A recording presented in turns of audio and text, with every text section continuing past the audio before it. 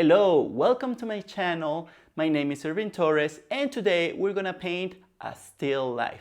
We're gonna paint a very simple still life, very simple triangular composition, and we're not gonna be limited in any way. I'm gonna use my full palette and I'm gonna use all of my brushes. So let's get started. So as you can see, I'm starting with a very basic composition. I'm using just earth tones to make that sketch. Now let's make some colors. First, we're gonna make we're gonna take some burnt sienna and some burnt umber, mix it up for those shadows. Keep mixing, add a little more, add a little white to open up the color, and that's gonna be our first earth tone, our first shadow color. To neutralize this, I'm gonna use a little bit of ultramarine blue.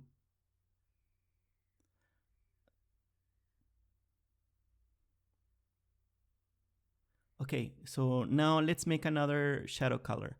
I'm gonna take the same sienna and add a little viridian green, a little white, mix that up a little very thoroughly, and then add a little more green. And you can see what I'm trying to do is trying to have a variety of values in color. Well, first we're gonna try to make the same values, but different shades of the same value, different colors.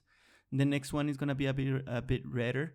I'm gonna use that quinacridone rose and a little bit of the terra rosa with that sienna and a little bit of white. Then I take this sienna again and I'm gonna make a purple now. I'm gonna use that ultramarine blue and again the quinacridone, and I'm gonna mix in a little bit of white to open up the color because we want these colors to be in the same value range. They can be a little bit off, but try to keep it in the same value range. Now I'm adding the white and I can see that purplish shadow that I'm trying to get to use in my still life painting. So as you can see, I have 4 colors there, one redder and the other one's a little more earthy, and the purple one.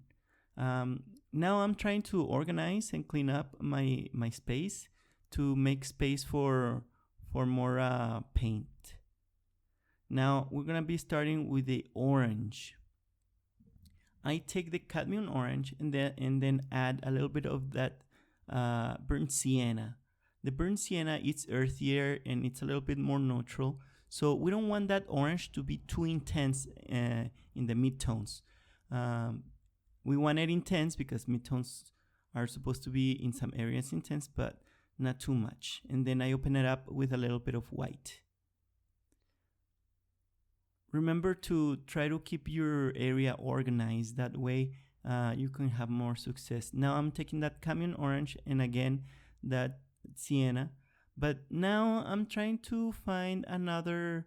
I'm trying to make a value range of these oranges. I put a little bit of white because we don't want that orange to be too intense. Then I take that yellow, cadmium yellow and cadmium orange, mix them up to make somewhat in the middle color. And then I'm gonna open it up a little bit with that white. And as you can see, I have a little bit of a value range right there. This is gonna be for the orange, and I can use these colors to mix them up with my greens, etc., even to neutralize other colors. Now I'm taking my cadmium yellow with a little bit of white, and this time this is gonna be kind of intense. Now I'm gonna work with that red. It's cadmium red, and I'm gonna use a little bit of quinacridone rose, mix them up to make kind of like in the middle kind of red, because remember that's a cool red and a warm red. So I want something in the middle, a little bit towards the cool side because it's a tomato, but you can see I'm gonna be mixing other reds. Now I take that terra rosa and then mix it up with the quinacridone rose and mix those colors, and you can see that I'm adding a little bit of burnt umber as well. keep adding colors. You can see that that's gonna be the shadow color for the tomato.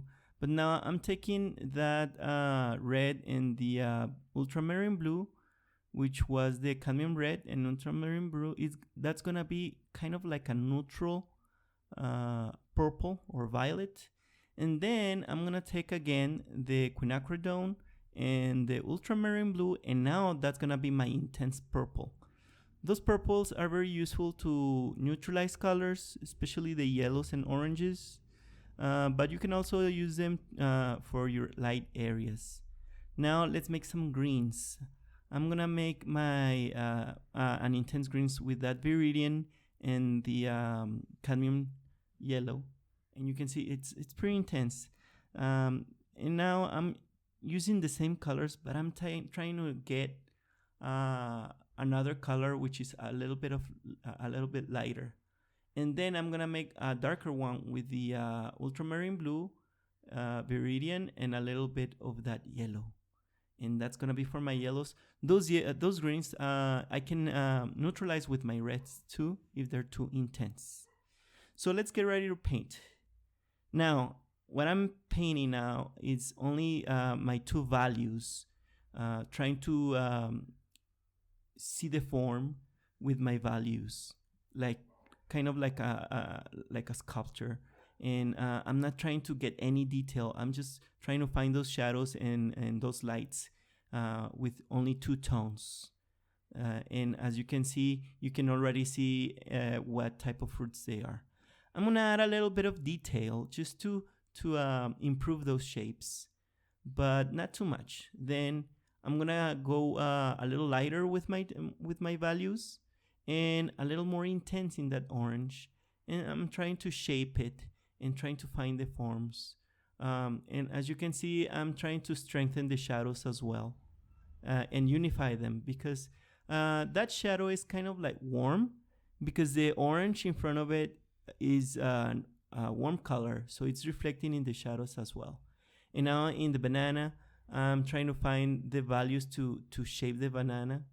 And in the lime and the other fruit, I don't know the name in English, but in Spanish is chayote. I'll check that up.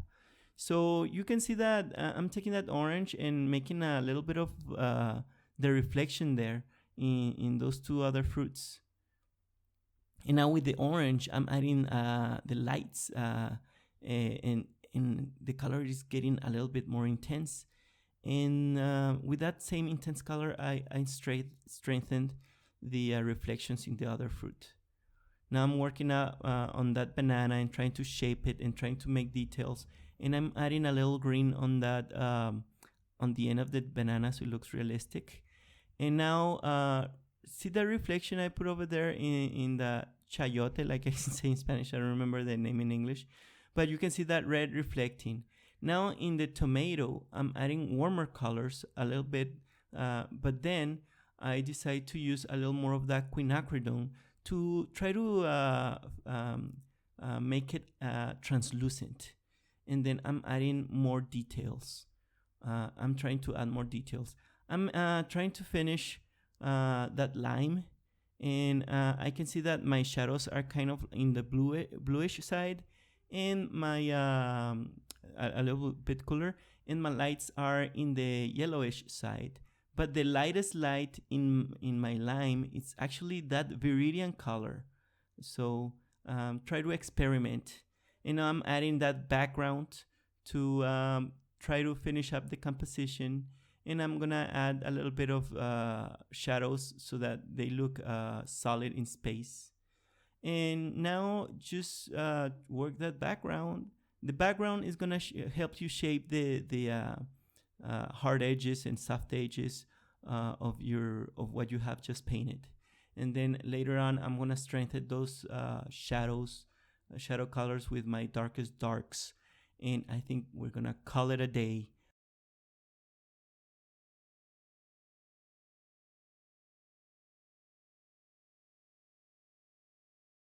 So I hope you liked the video, and I hope that you learned something from it. Please leave a comment below if you have any questions, give me a like, and subscribe. And like I always say, happy brush strokes, and see you later.